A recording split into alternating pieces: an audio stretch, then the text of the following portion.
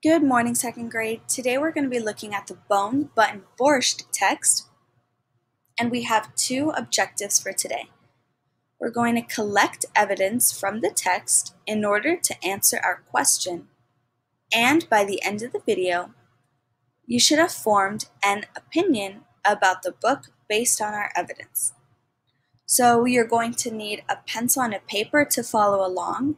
Ideally, you have a paper so that you can keep it for our writing that we're going to complete this week. So if you're going to write it on a whiteboard or something, just make sure that you do not erase it because you will need this evidence. But it's better to get a paper. All right, you can pause the video if you need more time to collect your supplies, or you can keep going. So the question that we're answering today is, who benefited the most from the soup? So in other words, which characters in the Bone Button Borscht benefited the most from making the soup? Is it the townspeople or the beggar? As you can see here, I have my two columns for the townspeople and the evidence that we're going to collect to answer the question. I have some spaces, and I have my column for the beggar. So you can go ahead and make this chart on your paper. One side you're going to have the townspeople, on the other side you're going to have the beggar. And underneath you need to leave space so we can write our evidence defending both sides. All right, let's go ahead and get started.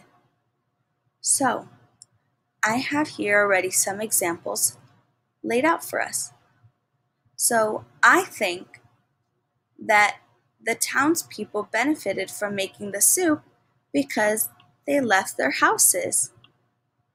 That was a benefit that they had because throughout the book, the townspeople don't want to leave their house. And by the end, everyone is out in the town square. A benefit that the beggar experienced was that he felt welcomed in the town. So after making the Bone Button Borscht, he felt welcomed by the townspeople. That's not enough evidence to support our question, who benefited the most from the soup? So let's take a look at my other pieces of evidence that I have on the side here. So I have nourished their body together, nourished his body, had places to stay, everyone shared food and danced, got new buttons, learned how to make soup without buttons. All right, so all of these pieces of evidence need to go either with the townspeople or with the beggar. So it's our job to put these pieces of evidence where they belong. So who benefited from nourishing their bodies together? This piece of evidence only makes sense with the townspeople because the beggar didn't have more than one body.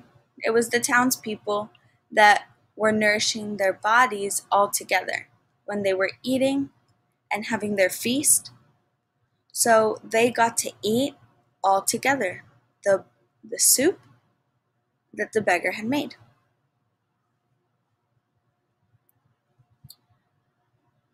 So this next piece of evidence says, nourished his body. That would make sense to go with the beggar because he got to nourish his body with the soup in the same way that the townspeople did it, but the townspeople, the benefit that they had was that they did it all together. Because before the beggar came to town, they all were alone in their house. They were eating with just their own family.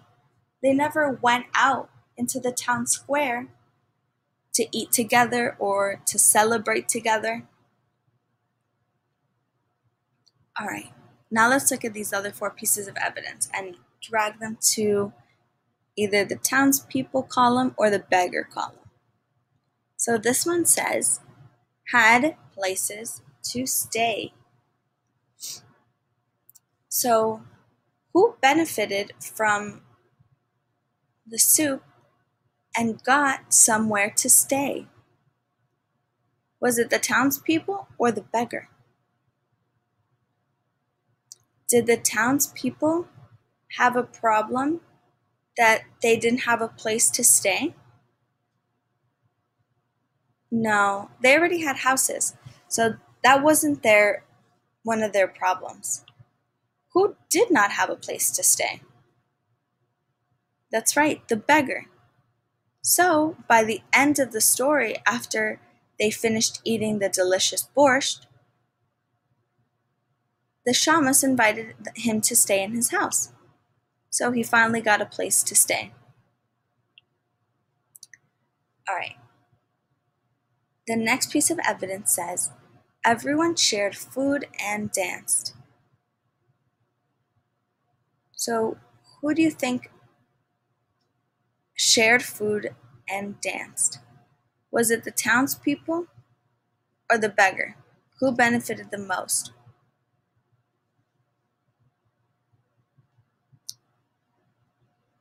That's right, the townspeople. Because the townspeople, like we said before, they never left their houses. And after making the soup, they were able to nourish their bodies together. And so, because of this, they shared food with everyone and they danced. So they were celebrating the delicious borscht that the beggar had made for them. And they were celebrating that everyone had enough to eat. All right.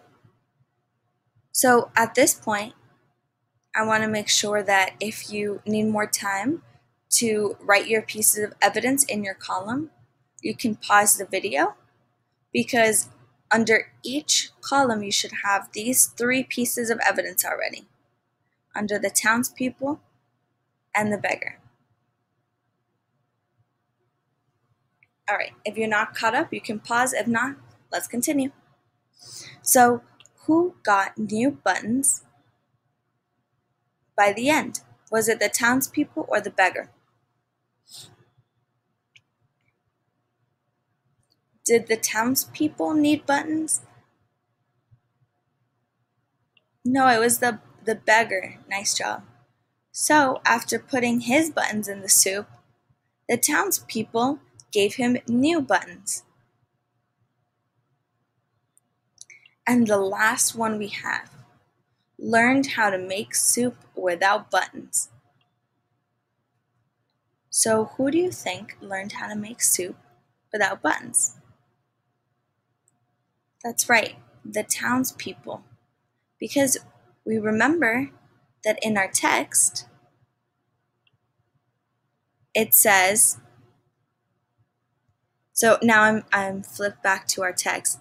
It says, the years passed. One by one, the beggar's bone buttons were lost.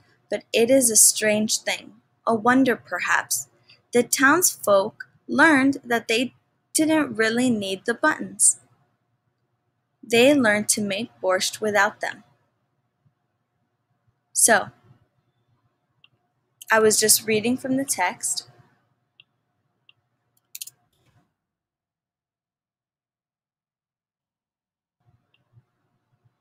Oops, okay.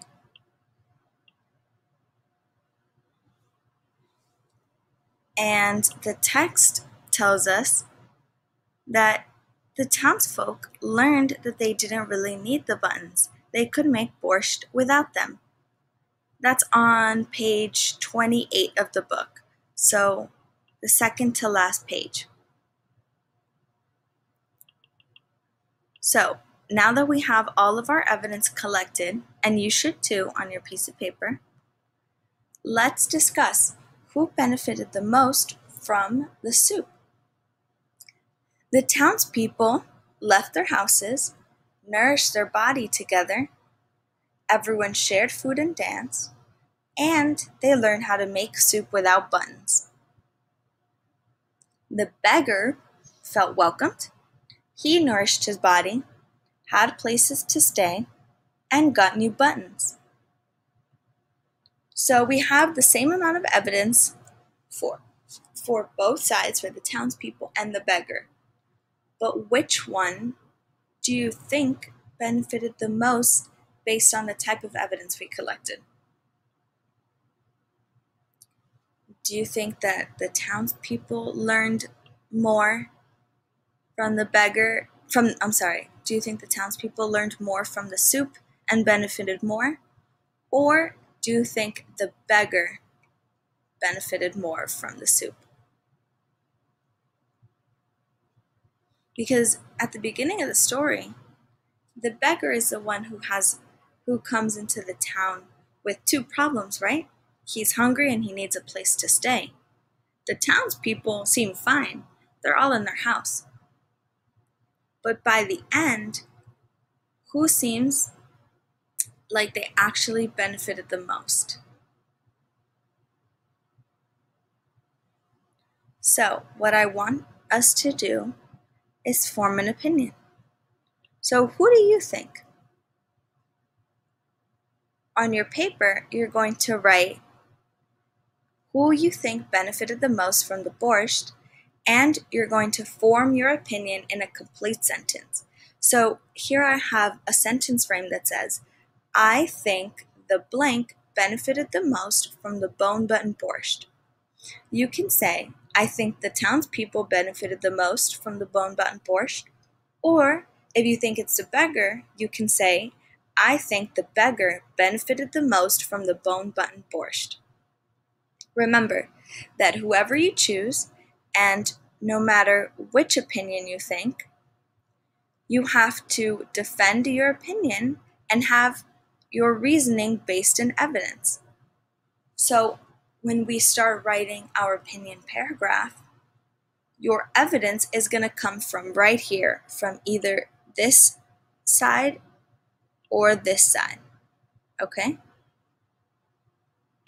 So make your opinion based on which pieces of evidence are most compelling to you.